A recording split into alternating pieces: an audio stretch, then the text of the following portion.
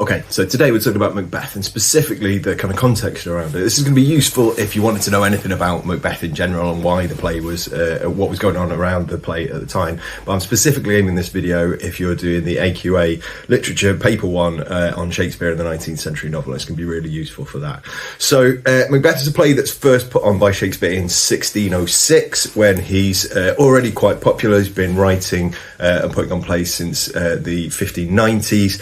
So he's had about sort of 10-15 years of popularity and growing popularity, and I'm going to walk you through some of the years running up to 1606 because they give you some really useful insights into why the play was designed as it was, why it was written as it was, and what's going on with some of the themes in the play. So first off, let's go back to 1603. Now the important bit of 1603 is that we get a new king in England. It's James VI of Scotland and James I of England. This is the first time that the two countries have been unified by one crown. The first kind of section of Shakespeare's life and his career is overseen by Queen Elizabeth, and Queen Elizabeth reigns for a really long time.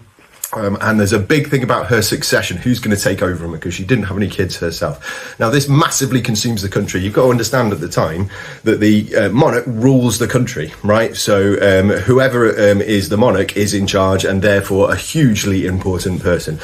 Much more important than our monarchs today because they are actually governing the country as well as being the kind of head of state as well. So that idea of who's going to take over consumes the country for a really long time. And it turns out eventually it is James VI of Scotland, right? So he comes from Scotland and is installed as the King of England as well. So he's the King of England and Scotland. And this is a huge change in the country, right? So first off, from 1603, things about Scotland are interesting in England. And also that the monarch kind of sets what is cool in the country and what people are talking about. So if there's a Scottish king, suddenly everybody is interested in Scotland and Scottish history, right? Now, Macbeth and Banquo from our play Macbeth are actual historical figures, right? From several hundred years before in Scotland. And they were figures, Macbeth and Banquo, who did actually kill a king and take over the crown of Scotland. Macbeth specifically took over the crown, but Banquo, the old historical figure, actually helped him out, right? Now, it's also true, as in the play, that Macbeth was king for a while, and then eventually Banquo's descendants Banquo wasn't himself, but Banquo's descendants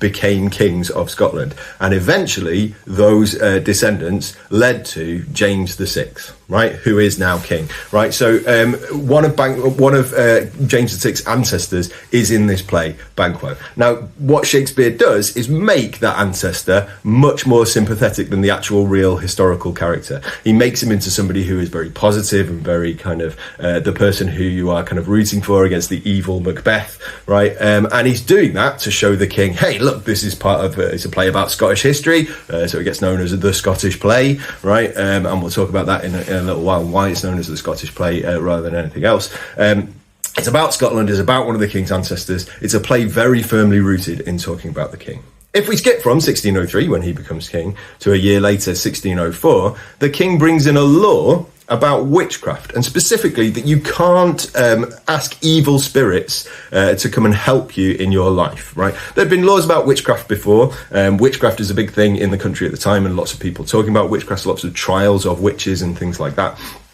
King James himself, very obsessed with witchcraft. He was part of some famous witch trials in Scotland before he became King of England. He also wrote a book called Demonology, which kind of details a lot of things about witchcraft. And in 1604, he brings in this law across the whole country and steps up the amount of witch trials that there are. Now, that sounds familiar, right? Somebody communing with evil spirits, asking evil spirits to help them. That's Lady Macbeth, and that's what she does at the start of the play. But it's a huge thing at the time in the country. It's something that the king is particularly interested in. So again, Shakespeare writes a play, Macbeth, in which we've got one of the king's ancestors, and it's about one of his favourite topics. If we skip forward even further to 1605, in 1605, a couple of years after the king comes to the throne, some people in England, very unhappy about it, try to assassinate him. He comes to speak at the Houses of Parliament, and there's the gunpowder plot, which we get Guy Fawkes Night from today in the UK. This is a hugely kind of famous thing at the time, people trying to kill the king, really terrifying for the king, something that he became very kind of obsessed with, and punishing the people that did it. They tried to blow him up in the most violent possible way, kill him, right? So that's why we get our play in the way that we get it, right? We've got Macbeth killing a king, regicide is how we term it, and we see the most horrible consequences of that. If you commit regicide, like these people tried to in 1605, then you will face these horrible consequences that happen to Macbeth. If you mess around with witchcraft, then you are going to have these horrible consequences, like the things that happen to Lady Macbeth, going insane, and evil spirits kind of bringing you down in whatever way they do to her. So the play is all about those things, okay? It's about Scotland. It's about showing King James that one of his ancestors was particularly fantastic. It's about the consequences of messing with witchcraft. It's about the consequences of killing a king. Now, if you're writing about this in an essay, now that you've got this knowledge, you have to try and tie it to the play.